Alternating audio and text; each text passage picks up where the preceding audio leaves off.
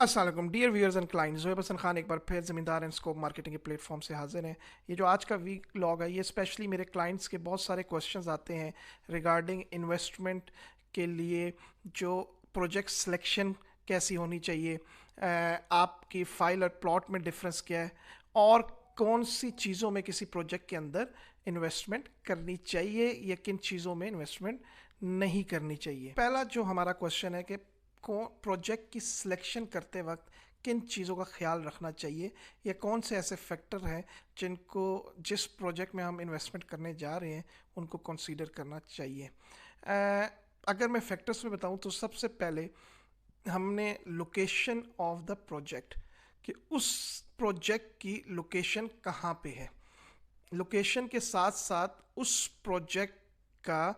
NOC status क्या है,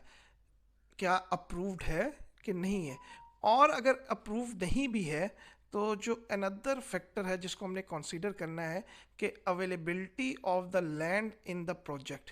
कि उस प्रोजेक्ट जहाँ पे लॉन्च वो हुआ है उस जगह पे उनके पास लैंड कितना अवेलेबल है।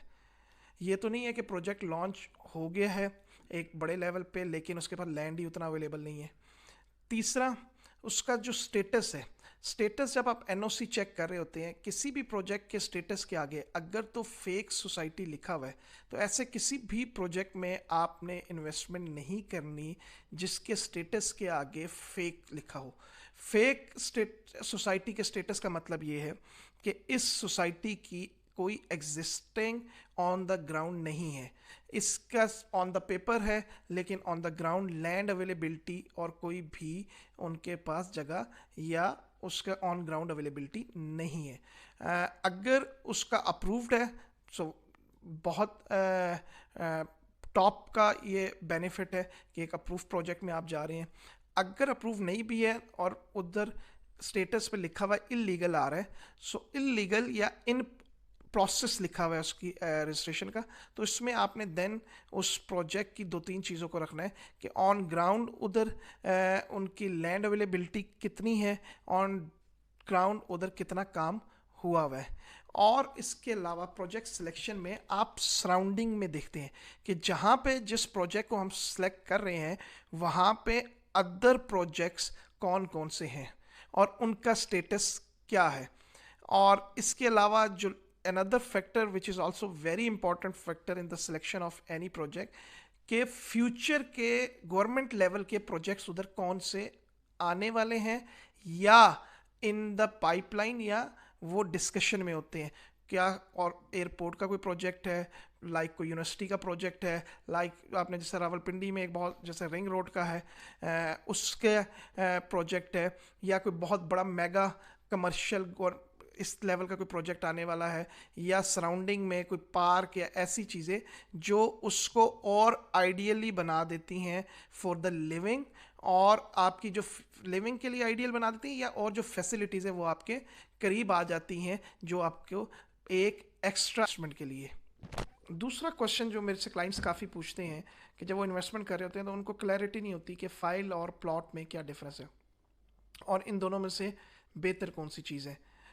दोनों ही के अपने अपने बेनिफिट्स हैं, लेकिन उससे पहले इस चीज़ को समझना बहुत ज़रूरी है कि फ़ाइल क्या है और प्लॉट क्या है। फ़ाइल वो चीज़ होती है जो जिसकी लोकेशन क्लियर नहीं होती,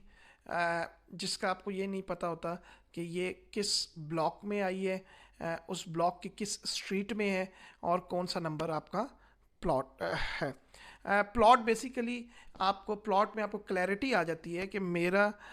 ये फाइल नंबर था, इसका ये प्लॉट नंबर लग गया, ये जो मेरा प्लॉट नंबर है ये इस स्ट्रीट के इतने नंबर पे है, 4 नंबर है, 5 नंबर है या 6 नंबर है, और इसके सामने पार्क है, कमर्शियल है या सामने भी रेजिडेंशियल है। फाइल का जो बेनिफिट है वो ये है कि आपको इंस्टॉलमेंट पे मिल जाता है। तो इनिशियली कोई भी प्रोजेक्ट जब लॉन्च होता है वो 10 या 20% डाउन पेमेंट से लॉन्च होता है। उसके बाद आप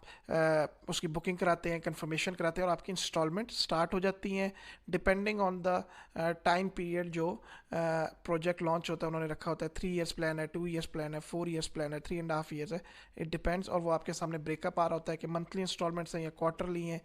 तो ये सारी चीज़ें आ रही होती हैं। जब भी किसी यूजली सोसाइटी में बैलेटिंग हो जाती है 50% पेमेंट के बाद,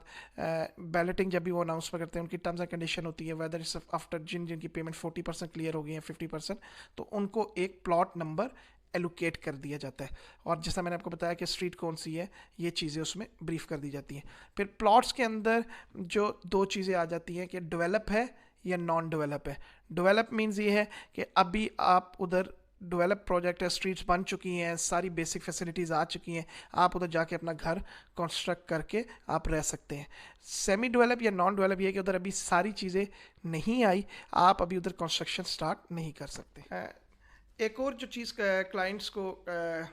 कन्फ्यूजन आती है या वो सोचते हैं कि हमें किस चीज़ में किसी प्रोजेक्ट की सिलेक्शन भी कर ली तो किस चीज़ के अंदर उनको इन्वेस्टमेंट करनी चाहिए। इन्वेस्टमेंट क्लाइंट की सिलेक्शन से पहले बहुत ज़रूरी है कि उनको अपना पर्पस क्लियर होना चाहिए। पर्पस मीन कि वो रेंटल के लिए इन्वेस्टमेंट करना चाह रहे हैं, रेंटल इनकम जनरेट करने के लिए चाह रहे हैं, वो short term income generate profitability चाह रहे हैं कि ट्रेडिंग करके, या वो long term profitable return on investment चाहते हैं कि एक हैवी अमाउंट रिटर्न होके आए, और या वो एसेट डेवलपमेंट चाह रहे हैं कि उनका एक अच्छा सा एसेट बन जाए। तो आप जो भी लोग किसी भी प्रोजेक्ट में, अच्छे प्रोजेक्ट में भी लोग इन्वेस्ट करके नुकसान कर लेते हैं जस्ट बिकॉज उनको अपना